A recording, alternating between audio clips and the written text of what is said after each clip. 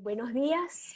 Transparencia Venezuela ha creado este espacio que se llama Espacios de Transparencia precisamente para ser lógicos y coherentes con el tema. En el día de hoy, pues el tema no es menor en importancia ni en interés para los venezolanos y tiene que ver con cómo están viviendo los venezolanos que han tenido que emigrar, que han tenido que salir del país por diferentes razones, cómo están viviendo esa situación, qué sabemos acerca de los migrantes.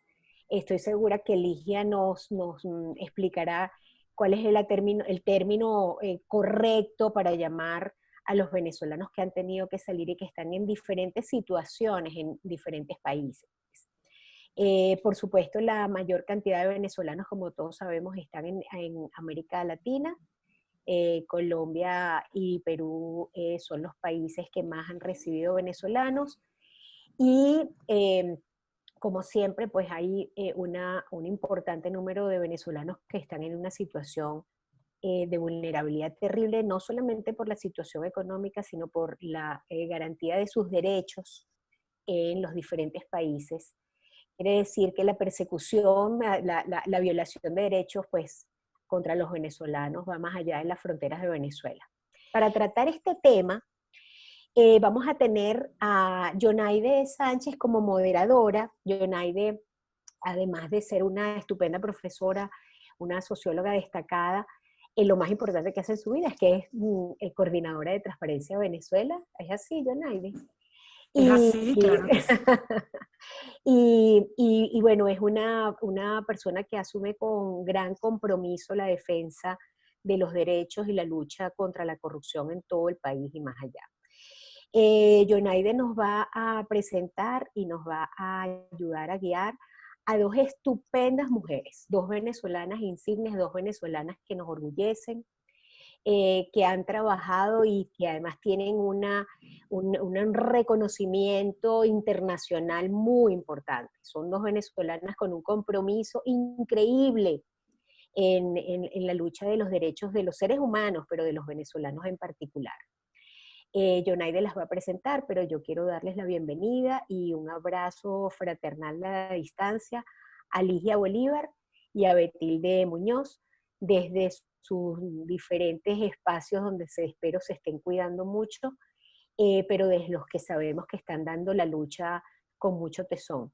En nombre de Transparencia, muchísimas gracias a ustedes dos y muchísimas gracias a a todas las personas que se han conectado para conversar con nosotros sobre este importantísimo tema y saber qué sabemos y qué se puede esperar y qué podemos hacer por los migrantes venezolanos y la situación en la que se encuentran. Un abrazo para todos y que tengan un estupendo foro. Muy buenos días a todos. Gracias, Merchi. Y bienvenidos a este tercer espacio de transparencia con el que combatimos la pandemia y las restricciones enormes que tenemos aquí en el país. Pero aquí estamos con un tema que nos interesa y nos duele a todos los venezolanos. Migrantes y refugiados venezolanos en el marco del COVID-19, soluciones duraderas. Ya Merchi les ha contado, para eso tenemos a dos estupendas especialistas, Ligia Bolívar y Betilde Muñoz, a quienes ya voy a presentar. Quería comentarles antes que en noviembre de 2019, Transparencia Venezuela elaboró en capítulos de Colombia y Perú un informe que llamamos Migración y Corrupción. Riesgos de corrupción en el movimiento de los venezolanos hacia Colombia, Perú y Ecuador. Y ese informe nosotros lo encabezamos con unas palabras del sociólogo Tulio Hernández que pronunció en el Metropolitan Club de Bogotá apenas 2 meses antes que nosotros publicáramos ese informe. Y en esa ocasión, Tulio dijo lo siguiente: lo que ha ocurrido en Venezuela en los últimos 20 años no es simplemente el efecto de un mal gobierno más o la consecuencia de una crisis capitalista cíclica. Lo que ha ocurrido en Venezuela es un apocalipsis en el sentido bíblico del término. Nosotros queríamos comenzar eso para dar cuenta de la gravedad de este movimiento que no tiene precedentes en las Américas y que hoy vamos a conocer, a discutir y a mirar alternativas de la mano de Ligia y Betty. Sin más demora, entonces, vamos a aprovechar el tiempo que tenemos y vamos a darle la palabra a Ligia Bolívar. Bueno, muchísimas gracias, Yunaide, y saludos especiales a Betty y a Mercedes y, por supuesto, a todos los que nos están escuchando en este momento.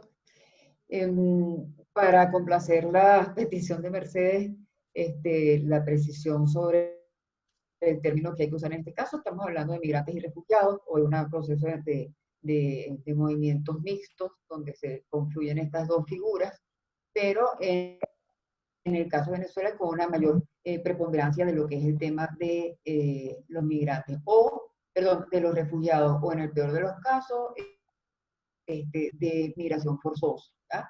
Lo importante es eso, es decir, estamos hablando de una salida forzosa que no es voluntaria por parte de esta gran cantidad de personas que han tenido que abandonar el país, ¿no?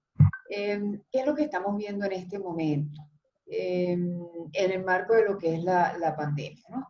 Por un lado, vemos que más de la mitad de la población de venezolanos que está fuera del país en este momento están en una condición irregular, es decir, no han podido legalizar su estatus en los países receptores en los que se encuentran. La mayoría está trabajando en el sector informal. En el caso de Colombia, esto alcanza el 90%, en Ecuador casi el 80% y así sucesivamente. Es decir, la gran mayoría de las personas, aunque muchos de ellos, casi la mitad, tienen títulos superiores, universitarios o hasta de posgrado, están ubicados en el sector informal. Estos son elementos a tener en cuenta. Lo que sucedió durante la cuarentena es que precisamente los hizo recogerse, como nos ha hecho recoger a todos, pero en el caso de la mayoría de estas personas, pues perdiendo sus fuentes de ingresos porque vivían casi que del día a día. Muchos viven también en sitios donde se paga por día y al no poder pagar, entonces fueron desalojados de las viviendas. En Colombia, por ejemplo, sacaron un decreto contra los desalojos, pero muy tarde, casi un mes después. Ya vamos a volver sobre esto más adelante. Se dio también entonces, por supuesto, una pérdida de ingresos que afectó la alimentación por falta de capacidad de pago para los alimentos. El cierre de escuelas, pero también produjo pérdida de alimentación para los niños. En muchos países existe el programa de alimentación escolar y en muchos casos el único plato de comida seguro que tenían muchos hijos de migrantes y refugiados era el que le daban en la escuela. Eso se perdió y no se han conseguido sustitutos. Se están hablando, se están tratando de implementar programas, pero todavía eso no está siendo ejecutado a 2 meses ya cumplidos de lo que es la cuarentena en la mayoría de los países, ¿no? La irregularidad legal de documentos supone también limitaciones al acceso al nacionales en el sector informal también están sufriendo, obviamente, hacia los nacionales están padeciendo las mismas penurias, aunque muchos de ellos sí están en el sistema de salud, no se enfrentan a problemas de documentos ni xenofobia y cuentan con otras redes de apoyo. Esa es la gran diferencia que hay con la población informal afectada local de los países de acogida, con lo que es el impacto en la situación de la población migrante. Y un último impacto, que ya no es en esta población, sino en los que se quedaron, es la caída casi absoluta de las remesas. Es decir, recordemos que en este momento hay un porcentaje bastante considerable de población venezolana, quizás un 30% según algunas estimaciones, que viven de las remesas que reciben de fuera. Si no bien, por lo menos es un ingreso muy importante, un aporte muy importante, ¿no? Eso se ha caído, está prácticamente paralizado, o sea que esto también no es solamente el impacto que está teniendo en los que están afuera, sino en las personas, en sus seres queridos que quedaron en Venezuela. Mi segundo punto es cuáles son las necesidades que se están presentando, ¿no? El Centro de Derechos Humanos, y esta es una primicia porque recién ayer empezamos a procesar la información, el Centro de Derechos Humanos de la UCAR realizó una encuesta que le pasamos a más de 50 organizaciones de la región, respondieron 16 países, sobre cómo evalúan las organizaciones. Son organizaciones que trabajan directamente sobre el terreno con población migrante y refugiada proveniente de Venezuela, ¿no? Le preguntamos cómo estaban viendo la respuesta a las necesidades de los refugiados e inmigrantes venezolanos en el marco de la pandemia en estos países. Repito, recibimos información de 16 países. En la encuesta se abordó el tema de la alimentación, las transferencias monetarias, el tema de la salud, la vivienda, incluyendo el tema de los albergues de tránsito o para personas en situación de calle, y la protección del estatus migratorio. Esos fueron los derechos que se abordaron. Además, les pedimos que hicieran una valoración sobre el acceso a información disponible para acceder a estos programas especiales, ¿no? Lo que vemos en general es que hay confusión y desinformación sobre la procedencia de los fondos para dar respuesta. Un tema que me imagino puede ser de interés para transferencia. Las mismas organizaciones no están muy seguras de dónde vienen los fondos. Hay contradicción en las respuestas que nos dieron, ¿no? Lo otro que vemos es que la respuesta es muy limitada, es insuficiente. En muchos países no hay planes especiales para atender a esta población y no hay información. Entonces la gente no, y por último, la gente no sabe qué recursos existen ni a dónde acudir. Entonces, estos son a grandes pinceladas porque, como digo, estamos recién comenzando a procesar los resultados del estudio, pero el panorama es muy preocupante porque nos indica que, primero, no hay suficientes programas, segundo, ni siquiera se sabe dónde están los programas, ni cómo acudir a ellos, y tercero, no se sabe de dónde vienen los fondos para cubrir estas iniciativas, ¿no? Por último, yo quería referirme a la situación de los retornados, ¿no? El fenómeno, y es lo primero que hay que decir, no es masivo. Se ha hecho un gran escándalo con esto, fundamentalmente por parte del gobierno venezolano, porque a ellos básicamente les interesa decir, se dan cuenta que los venezolanos afuera nadie los quiere, que nos tratan mal, vénganse de para acá, que aquí los tratamos muy bien, sí, cómo no. Pero lo que quiero enfatizar es precisamente que es lo contrario. El fenómeno no es masivo, pero sí supone un drama humano para quienes lo padecen, obviamente, ¿no? Estamos hablando de cerca de 50.000 personas, eso equivale a un poquito menos del 1% de todos los que han salido, es decir, una cantidad insignificante, en números, por supuesto. Repito, el drama humano es otra cosa.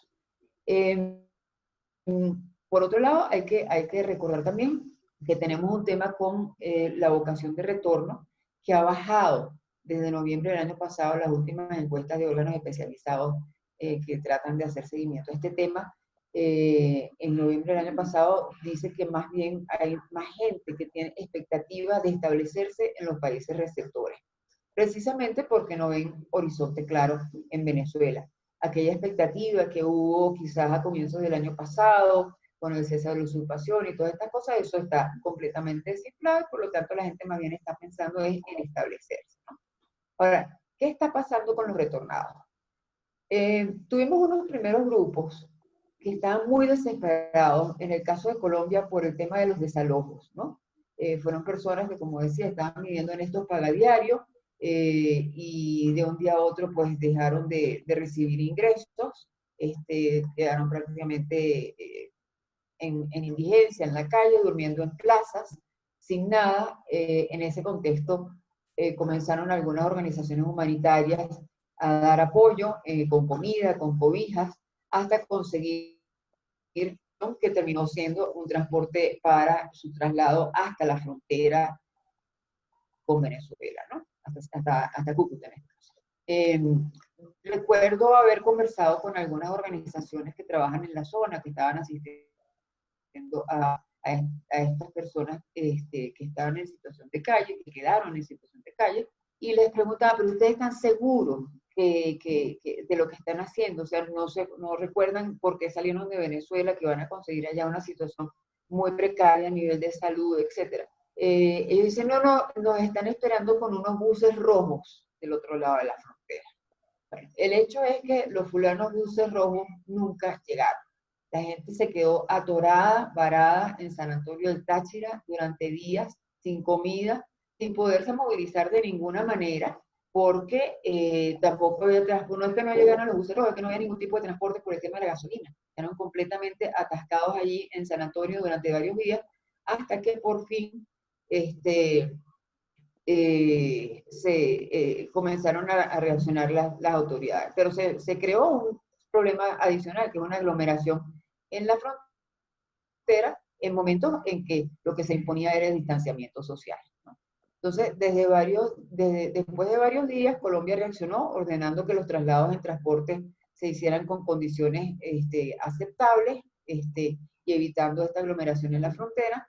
Y Venezuela, por su parte, habilitó espacios de alojamiento temporal para cumplir cuarentena, ¿no?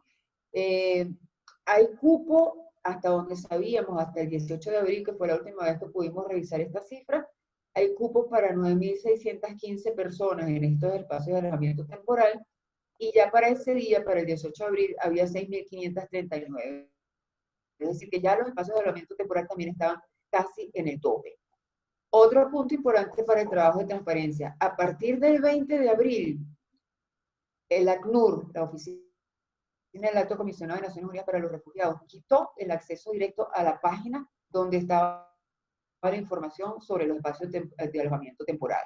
Y dejamos de saber cómo están estos espacios. Es decir, eso es una información que debería ser de acceso público y que en este momento no hay acceso a ella. Nadie en ACNUR ha dado respuesta sobre esta situación. Ante las quejas que han presentado muchas personas, la respuesta ha sido la represión. Les han quitado los teléfonos, les han destruido a las personas que están ahí material. Algunos se han ido, algunos los han votado y algunos han regresado a Colombia. No masivo el retorno, pero sí ha habido personas que están regresando a Colombia, ¿no? ¿Esto qué significa? Bueno, que se representa una situación de revictimización. Es decir, son personas que salieron de Venezuela huyendo de una situación de catástrofe y ahora regresan a una situación todavía más catastrófica y encima enfrentando un discurso de odio y de exclusión que está siendo alimentado, por ejemplo, por la ministra de Servicios Penitenciarios y por el fiscal impuesto por la Asamblea Nacional. Entonces, lamentablemente, este es el cuadro que podemos presentar en este momento en lo que tiene que ver con la situación de migrantes y refugiados. Obviamente, la mayoría de Colombia, hablando de los retornados, algunos también de Ecuador y de Perú. Hasta allí llega los que están retornando. ¿Por qué están retornando de Ecuador y Perú? Bueno, también por lo que decíamos antes, había una ola fuerte hubo una ola fuerte de restricciones a la población venezolana por parte de Ecuador, Perú y Chile en 2019, exigiendo nuevos requisitos de ingreso, muy costosos la mayoría de ellos, algunos imposibles de satisfacer, como es una cédula de identidad apostillada, que eso no lo pide en ninguna parte del mundo. En fin, una serie de requisitos que le ha hecho la vida imposible para establecerse a esta población en los países. Vamos a oír entonces a Betilde Muñoz. Adelante, Betilde. Gracias, Yonaide, por la palabra y, bueno, por supuesto, a Transparencia Venezuela y a mi querida Mercedes de Freitas por la invitación a acompañarles a esta conversación. Y, bueno, para mí un honor estar aquí acompañando a la profe Ligia Bolívar en aportar algunos insumos para discutir esta realidad de los desplazados venezolanos que, bueno, nos afecta a todos a nivel regional, digo, desde mi sombrero de trabajo en un organismo multilateral, pero más aún como venezolana. No voy a cubrir los detalles sobre el estado de situación porque creo que Ligia ha hecho un excelente trabajo en plantear cuáles son los principales retos, hablando no solo de números, sino las historias y el drama humano que está detrás de los números. Pero sí decir algunos puntos adicionales. Uno, que sabemos que la crisis de desplazamiento de venezolanos es la más grande que ha tenido la región y es la segunda después de Siria a nivel global en la actualidad, pero si continúan los números, vamos pronto a superar a los números de desplazados que se ven en la crisis siria. El segundo punto que ya yo creo que se ha venido tocando es que ya antes del inicio de la pandemia del COVID-19, muchos venezolanos, la gran mayoría, se encontraba en una situación irregular, sin documentación, que les permitía acceder a servicios básicos, atención médica, agua, saneamiento, higiene, vivienda, y la situación de la llegada del COVID-19, digamos que aumenta o complejiza aún más la situación particular que están enfrentando los venezolanos, quienes en su mayoría no pueden cubrir todas sus necesidades básicas, muchos de los cuales no cuentan con una vivienda donde permanecer durante la vigencia de estas medidas de distanciamiento o aislamiento social, y la mayoría también que por la situación de irregularidad o que están conectados predominantemente en el sector informal, no tienen la posibilidad de proveer el ingreso diario a su familia. Entonces, tenemos la situación descrita ampliamente por Ligia, de aquellos también que por la desesperación y no tener otra alternativa se han visto obligados a regresar a Venezuela. Entonces, digamos, el escenario es complejo. Desde la OEA yo quiero decir que, por supuesto, toda esta situación que estamos hablando es relevante para los más de 5 millones de venezolanos que han emigrado en los últimos años, pero también lo es para muchos otros migrantes, refugiados, desplazados forzados en la región. Y en este punto quisiera mencionar también que desde la OEA damos seguimiento a través del diálogo político, del fomento de la cooperación entre países, a otros sistemas migratorios que incluyen el de nacionales del Triángulo Norte, Guatemala, Honduras y El Salvador, que se desplazan por diversas razones, muchas similares al caso venezolano, hacia Estados Unidos vía México, y el de nicaragüenses, que a partir de la crisis política de abril del 2019 se han desplazado mayormente a Costa Rica. Obviamente sin dejar de monitorear otros desplazamientos de personas que se dan en la región. Y esto lo menciono porque la situación de los venezolanos migrantes y refugiados, aunque es particular y es mucho más compleja por las condiciones de precariedad en las que se desplazan, se tiende a replicar en la situación de otras personas migrantes y refugiadas en otros países de la región. Y es por eso, o sea, por la naturaleza del fenómeno que es regional y en el contexto particular de la pandemia del COVID-19, es por eso que desde la OEA a principios de abril publicamos una guía práctica de respuestas inclusivas y con enfoque de derechos humanos ante el COVID-19, elaborado desde la dirección que yo presido dentro de la OEA, pero con contribuciones de diferentes expertos, incluyendo también a la Comisión Interamericana de Mujeres, con el objetivo principal de guiar las respuestas de los países miembros de la organización en cuanto a las políticas públicas ante el COVID-19, teniendo en cuenta que hay afectaciones particulares que sufren las poblaciones en situación de vulnerabilidad, entre ellas los migrantes, refugiados, desplazados internos y pues las categorías asociadas. En la guía también planteamos 3 principios claves para estas respuestas, que para nosotros son importantes de tener cuenta cuando miramos la situación de los desplazados venezolanos. Estos son, en primer lugar, garantizar el enfoque de derechos, es decir, tener siempre como norte a los marcos normativos de derechos humanos a nivel regional.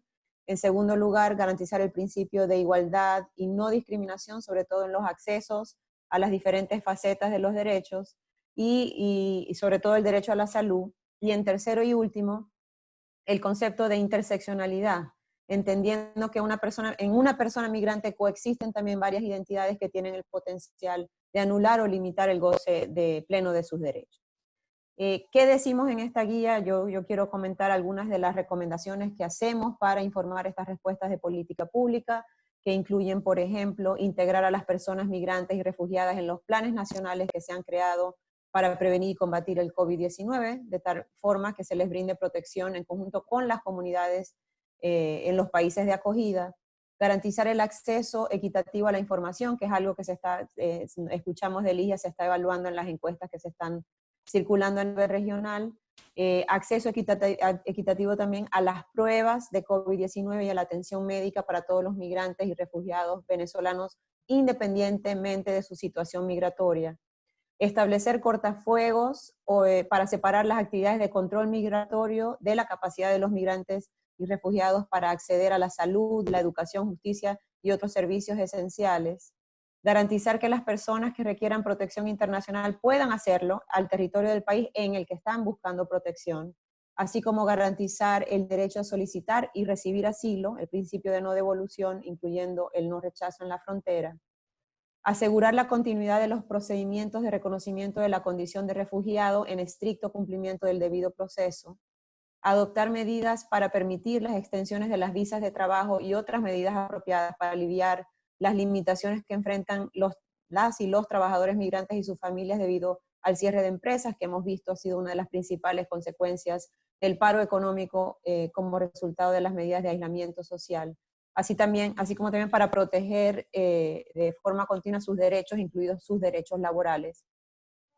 El tema del acceso a los servicios de salud, el que recomendamos, por supuesto, debe ser garantizado para las personas migrantes, solicitantes de asilo y refugiadas, independientemente de su situación migratoria o el estatus en que se encuentre su proceso.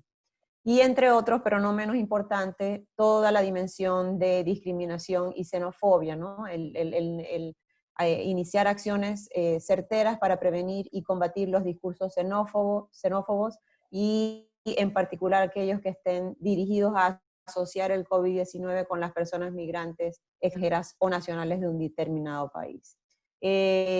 ¿Cuáles han sido, porque un poco nos organizamos para disparar la conversación, y a mí yo quiero aportar, o acordamos que yo aportaría la dimensión más de respuesta de la comunidad internacional? Entonces, ¿cuáles han sido las respuestas desde la comunidad internacional, tanto a nivel nacional, es decir, en caso de los países receptores, como a nivel internacional o de los organismos multilaterales para la protección de los derechos de los desplazados venezolanos que está pasando? Y a partir de ahí yo quiero entonces plantear algunas propuestas de cuáles deberían ser los lineamientos para acercarnos a soluciones más duraderas o soluciones duraderas para la situación particular que están enfrentando los desplazados venezolanos. Sobre el primer punto, y en cuanto a las respuestas, yo creo que es importante decir que los países de la región han venido demostrando solidaridad con los migrantes y refugiados venezolanos, pero digamos, limitados o en la medida que sus marcos legales, ¿verdad?, y espacios fiscales lo han permitido. Hay una realidad que enfrentan, que son dimensiones particulares en cada uno de los contextos que de algún modo determinan la posibilidad de las respuestas. A veces quisiéramos que sean mucho más, que den más garantías de protección, que sean mucho más ágiles de lo que se espera, porque es un drama humano, como se mencionaba, importantísimo, pero digamos que hemos visto respuestas que es válido resaltar.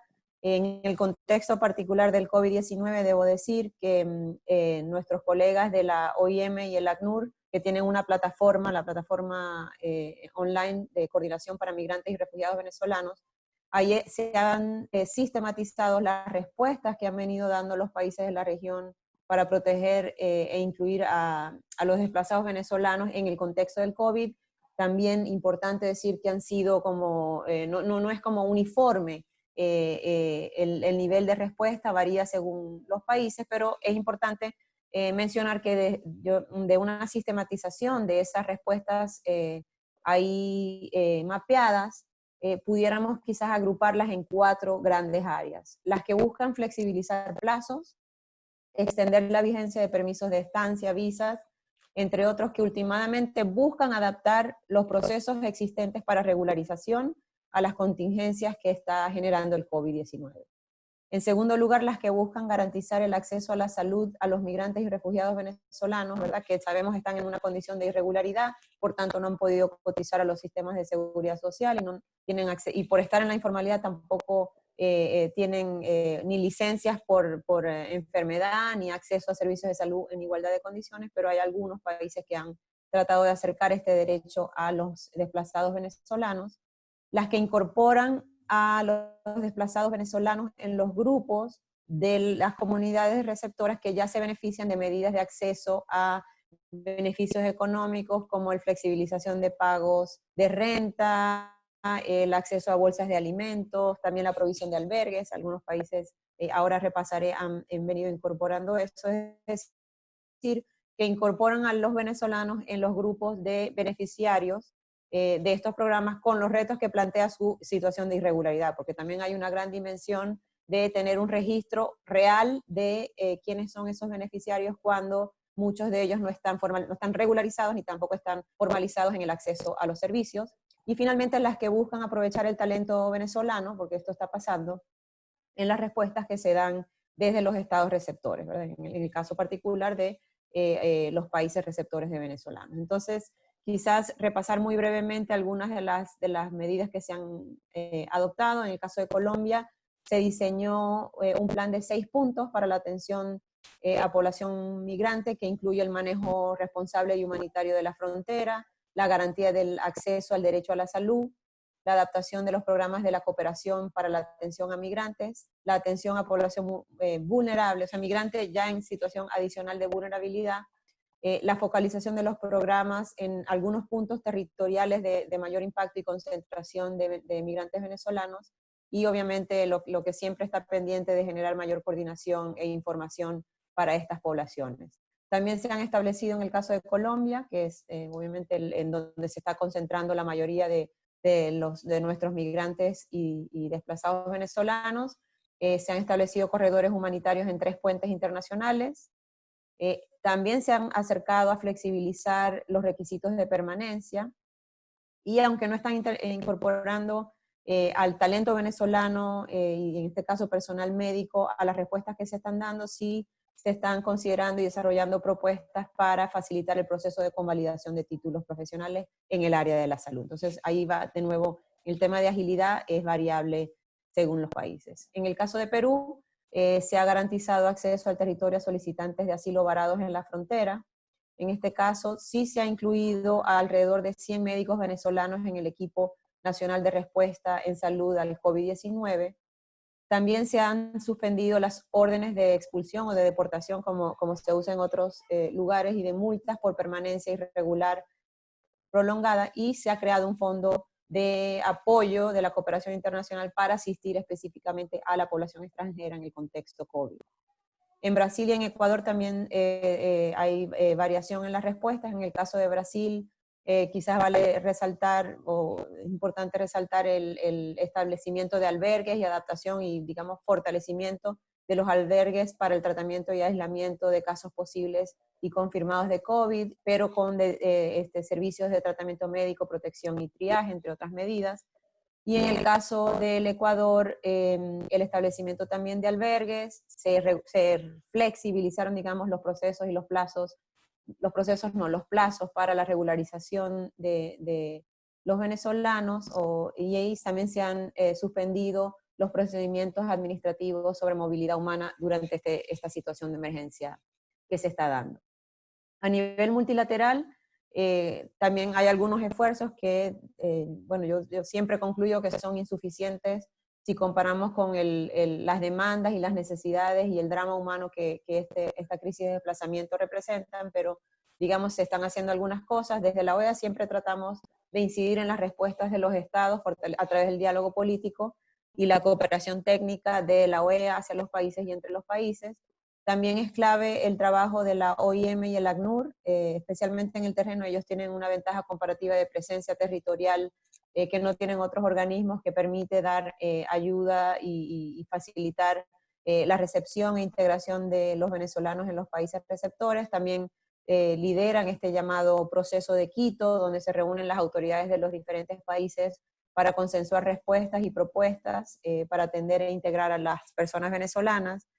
Y finalmente es importante también destacar los esfuerzos a nivel global, aunque se entiende la crisis venezolana como una crisis quizás de corte regional o subregional, pero desde la Unión Europea, el año pasado se convocó una primera reunión o conferencia de solidaridad para ubicar financiamiento para apoyar las respuestas ante el desplazamiento de venezolanos, y la próxima semana, el próximo martes 26 de mayo, estemos todos muy pendientes de lo que va a ocurrir. Se estará celebrando, liderados por el gobierno de España y con la Unión Europea, una reunión de seguimiento, una conferencia de donantes específicamente enfocada en el caso de la migración venezolana. De nuevo, son esfuerzos encomiables, al menos desde la perspectiva de alguien que trabaja en un organismo multilateral. Son aportes que se dan para la respuesta ante la situación particular de los venezolanos, pero sí sabemos que son insuficientes ante los grandísimos retos que enfrentan estas poblaciones, y por eso es que es vital continuar pensando y discutiendo y empujando quizás la voluntad política hacia soluciones duraderas. Entonces, bueno, para mapear algunas de estas soluciones posibles, obviamente en el caso particular del contexto que nos plantea el COVID-19. Desde la OEA pensamos que es clave que las personas venezolanas desplazadas sean integradas en los planes de recuperación económica, ¿verdad? Que se van a tener que inevitablemente diseñar para el periodo post-COVID. Está toda la discusión sobre la ampliación de la definición de refugiados utilizando la Declaración de Cartagena de 1984, y bueno, ahí Ligia es la experta, así que dejaría que ella quizás en la discusión posterior pueda profundizar sobre esto, pero existe la posibilidad de utilizar un instrumento que no es vinculante, digamos, no es una convención como tal, pero sí es un gran consenso a nivel regional que permitiría dar protección a las personas venezolanas, al igual que de otras nacionalidades, pero digamos en el caso particular de las personas venezolanas, ayudaría a garantizarles mayor protección. Está toda la discusión que tiene aristas políticas, legales, pero quizás también las que más pesan, las económicas, sobre la posibilidad de adoptar respuestas colectivas de protección a las personas venezolanas, entre las cuales se encuentra la posibilidad de realizar la determinación para el reconocimiento de la condición de refugiado de manera grupal o prima facie, ¿verdad? Lo que implica el reconocerlos de forma colectiva a este grupo de personas, sin ir revisando caso por caso. Eso hay grandes pros y cons dependiendo de con qué país hables, ¿verdad? Pero esa es una gran discusión que al menos como venezolana pienso tenemos que seguir promoviendo. Está toda la dimensión de el tema de las detenciones migratorias, y para el caso de los venezolanos que están en Estados Unidos, yo lo quería mencionar también en esta discusión. Nuestra recomendación es que se debe cuestionar y se debe suspender el uso de la detención migratoria, especialmente en un contexto de COVID-19, porque sabemos que los que están privados de libertad y en situaciones de confinamiento tienen más probabilidad de contagiarse del virus y con menos accesos a servicios de salud de calidad. Entonces, ahí hay una dimensión porque hay muchos venezolanos que llevan mucho tiempo en detención migratoria en varios países de la región. Y últimamente, está toda la dimensión, que yo creo que ese es el horizonte, y escuchando un poco los resultados de los datos de la encuesta, de la disminución en el deseo de los venezolanos de regresar a Venezuela por las perspectivas que ven de soluciones ahí, y el deseo de irse asentando en los países que están.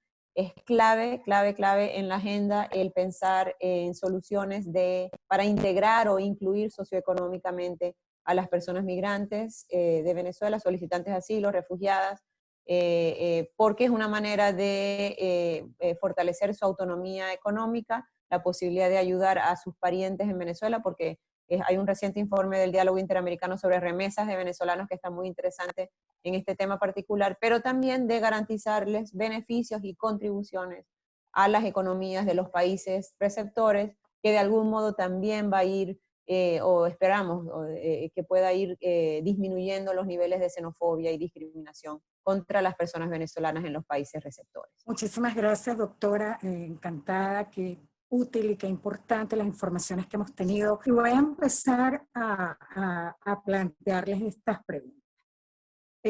Hay alguien que nos refiere un reportaje especial, Hijos Migrantes, donde se expresa la situación de los niños y adolescentes que migran indocumentados hacia Colombia, y se plantea que casi 60% de este grupo poblacional está en situación irregular.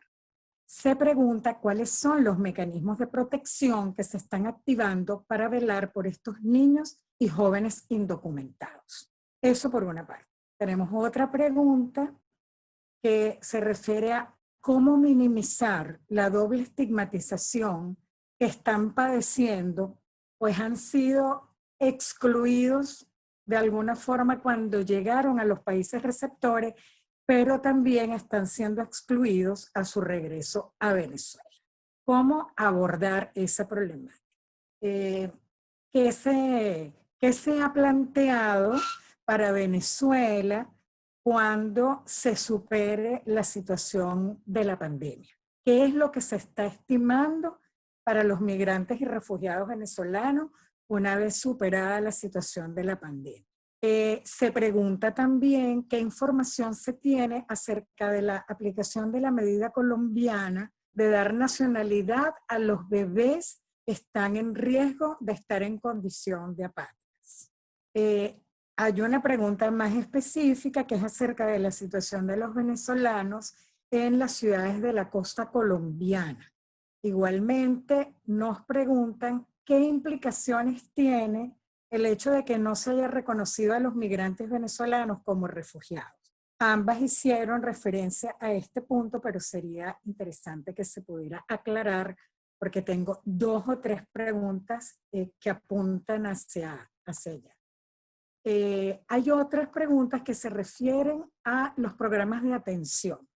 Ligia planteaba los resultados de la reciente encuesta que se aplicó en 16 países y nos preguntan qué es lo que está, cuáles son las causas de que los programas de atención se conozcan poco, que no se conozca su alcance y que no conozcamos las fuentes de financiamiento. Parece ser que esa es una fuente de preocupación importante.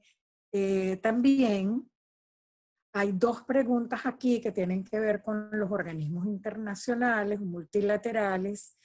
Nos preguntan, ¿qué pasa con la efectividad real de las acciones de los organismos multilaterales con respecto a los migrantes y refugiados? Y si eso pudiera profundizar, si el desprestigio que en algunos sectores pueden tener los organismos multilaterales, porque quizás las respuestas son más lentas que las urgencias que las personas tienen de disponer de una situación más adecuada, ¿no? Por otra parte, tenemos también, a ver que tengo un cuadro de diálogo abierto por acá, también nos pregunta qué esfuerzos se están realizando en Colombia para facilitar o exonerar pagos para la convalidación de títulos en Colombia y ayudar así a la reinserción laboral de las personas que están en ese país. Adelante, podríamos comenzar con Ligia entonces.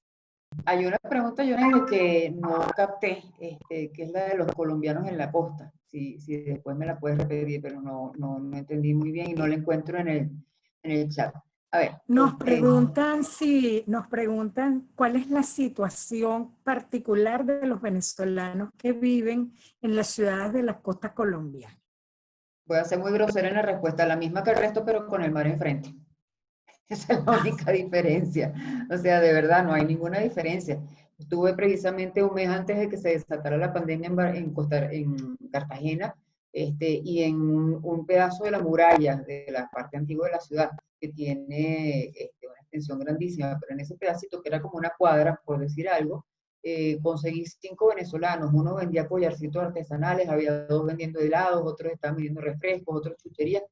Todos estaban bien y enviando plata a Venezuela y alguno estaba pensando ya, está reuniendo para traerse, no me acuerdo si era una hija, algo así. En fin, era gente que estaba en el comercio informal, pero estaban bien, ¿no? Esa gente ahorita está sin trabajo, ¿no? Porque la fuente principal de empleo en la ciudad es el turismo y eso se cayó. Entonces, repito, tan mal como los demás, pero con sol playero, pues es la única diferencia. Pero no hay mayores diferencias pues, entre ellos. A ver, viendo las otras preguntas, el tema de la protección de los niños, niñas y adolescentes no acompañados en el marco de la pandemia. Hay protocolos previos a la pandemia que ya no se estaban aplicando y que todavía no se aplican. Por ejemplo, en el caso de Colombia, tenemos que lo que son niños, niñas y adolescentes no acompañados son llevados a albergues de menores con problemas de conducta, es decir, no reciben un tratamiento diferenciado por el hecho de ser jóvenes o niños que están en ruta simplemente tratando de conseguir a su papá o a su mamá que se fue. Muchos de ellos tienen su teléfono, llaman por teléfono y están en contacto con mi mamá, está en Perú, mi mamá está en Ecuador, yo voy para allá. Pero esa situación, que no es la de un menor en condición irregular o con problemas de conducta, no se está teniendo en cuenta. Entonces, ese es un problema.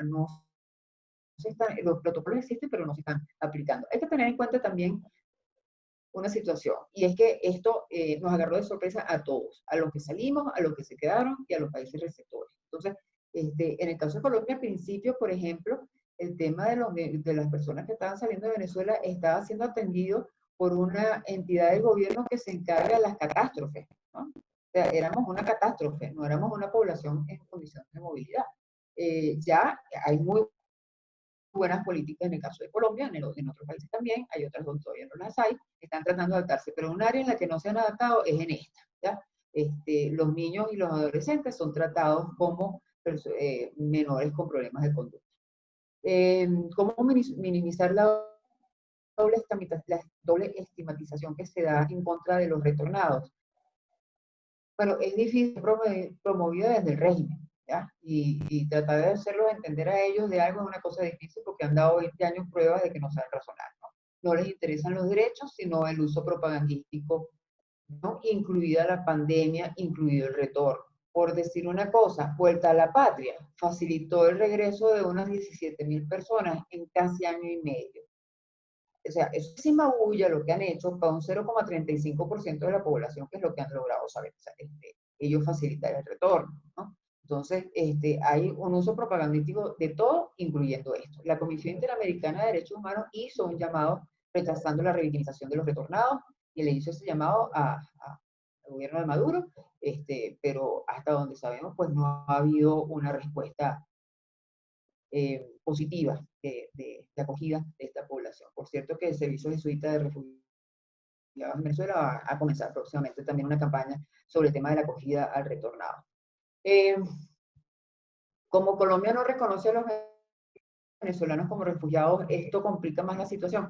No es que Colombia no los reconozca, es que los venezolanos no se animan a pedir refugio en Colombia. Lo piden en otros países, pero en Colombia no lo piden. ¿Por qué? Porque la política de Colombia es disuasiva. Se ha dicho que el solicitante de refugio no puede trabajar. Eso no es cierto, pero como no hay una política uniforme, digamos, que baje de las altas esferas hasta el último funcionario, la interpretación no es compartida por parte de las autoridades, cada quien la interpreta a su manera, y en definitiva hay muchísimas trabas para que un solicitante de refugio pueda buscar trabajo. Trabas que no se le ponen a el que tenga el PEP, ¿no? El permiso especial de permanencia. Al no tener el PEP, que esa es otra cosa, su acceso a la salud también es más difícil. Es más difícil para un venezolano solicitante de refugio en Colombia acceder a la salud que para un venezolano que tiene el PEP. ¿Okay? Por decir algo, Costa Rica tiene programas de formación de emprendimiento para refugiados. Aquí no los hay en Colombia. Estimula el empleo de refugiados y hasta premia anualmente a las empresas que hayan empleado a refugiados. Eso es un programa de estímulo, ¿verdad? Que es lo que digo que en Colombia la política es disuasiva, ¿no? No se facilitan documentos. Eso sucede en prácticamente todos los países de la región. Mientras que hay países, por ejemplo en Europa, que producen documentos. Por decir un caso, una persona que sale, me tocó directamente atender ese caso. Una persona venezolana que tuvo que salir de emergencia porque le iban a matar, ¿ya? Llega a Francia, solicita refugio, le otorgan el refugio, estamos hablando de meses, pero le otorgan el refugio y con el refugio también le llega un documento que me lo mandó y yo no lo entendía, un acta de nacimiento expedida por las autoridades francesas. Es decir, Francia se toma el trabajo de decir, esta persona no tiene el acta de nacimiento de su país, no la va a poder pedir, pero nosotros sabemos que esa persona nació allá por la cantidad de documentos y otras cosas que tenemos de él, por su historia de vida y por su pasaporte, otro documento, y entonces con eso Francia les pide un documento que da constancia de que esta persona nació en Venezuela en tal fecha, etcétera, etcétera, ¿no? Y eso lo hacen muchos otros países, eso no lo está haciendo ningún país de América Latina. Nos están pidiendo, como dije antes, copias de la cédula apostillada, cosa que es imposible obtener en Venezuela. Nadie sale con documentos en un país donde no haya estado, eso no lo acaban de entender los países receptores de Venezuela. Con o sin condición de refugiado, las personas de Venezuela son personas con necesidad de protección internacional, es decir, no son migrantes, son personas que salieron en contra de su voluntad por temor a afectaciones contra su vida, contra su libertad y contra su integridad. Cartagena ciertamente no es vinculante en sí misma, pero está incorporada a la legislación de 15 países. O sea, 15 países han hecho Cartagena ley nacional. Así que sí es de obligatorio cumplimiento en estos países, pero no están interpretándola adecuadamente, salvo esa situación que se dio en Brasil, y también en Paraguay hubo un reconocimiento prima facie de un grupo importante de venezolanos, ¿no? Solicitantes de refugio. De las diferentes preguntas que hiciste, que reseñaste, Yonaide. Y quizás pues decir que en efecto, o sea, yo misma trabajo en un organismo multilateral y entiendo la poca agilidad relativa a las necesidades y a las diferentes vivencias de la migración y de las situaciones de desplazamiento forzado, las vulneraciones que están experimentando muchos venezolanos, así que entiendo la frustración, pero tiene una virtud, el poder tener los espacios a nivel multilateral para ver estos temas, y es muy valioso, a pesar de que siempre se puede mejorar las acciones que hacen ACNUR y OIM, sobre todo en el terreno. Ellos tienen oficiales en fronteras, en las diferentes ciudades donde se concentran la mayoría de venezolanos, y por ejemplo hay algunas coordinaciones que de repente no se ven en el diario vivir de la realidad de los venezolanos en los países receptores, pero por ejemplo el tema de poder coordinar información sobre vacunación de personas venezolanas es un producto, o sea, a través de una tarjeta de vacunación, es un producto, o digamos, es un resultado del poder tener espacios de coordinación entre los diferentes países apoyados por los organismos multilaterales. Los aprendizajes en el diseño de los permisos de residencia temporal, como el PPT y el PEP en Perú y en Colombia, también ese aprendizaje ocurre a través del intercambio que se da entre países. Hay toda una discusión sobre los retos, o sea, que no es favorable el poder tener solamente permisos temporales de protección de los venezolanos, porque como indicaba Ligia, son personas que son sujetos de protección internacional, requieren la protección de los países, de la comunidad de naciones interamericanos y a nivel mundial. Entonces el darles una protección que va a expirar en 1 año o 2 años no resuelve realmente los retos que están enfrentando. Hay toda una dimensión de riesgos de las personas venezolanas ante redes de trata, que creo que ahí es donde hay mucho por hacer, es donde más hay por hacer, porque estamos viendo situaciones de victimización de personas, sobre todo mujeres y niños, pero también a través de estos espacios de coordinación multilateral es que se han podido identificar protocolos, identificar redes y buscar sanciones a estas situaciones. Y quizás en el tema de exoneración de pagos por convalidación de títulos, esto es algo que que sigue en discusión, no tan rápido como esperan los venezolanos que están en los países receptores, y ahí sí es vital continuar haciendo abogacía y apoyarse en las organizaciones de la diáspora venezolana que cada vez se van organizando más, y usar como socios y aliados en sociedad civil, en organismos internacionales para presionar y esto se pueda ir aprobando de forma más ágil.